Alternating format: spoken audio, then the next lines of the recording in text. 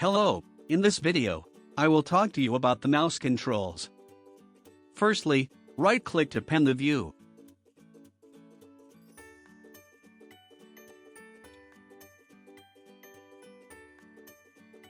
Secondly, scroll the wheel to zoom in and zoom out.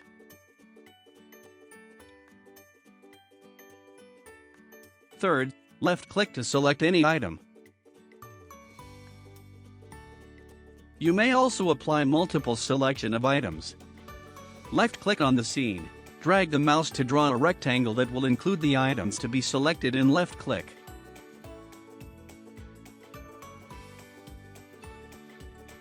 Press Escape to unselect items. Right-click to pan. Scroll the wheel to zoom in and out. Select items with left-click.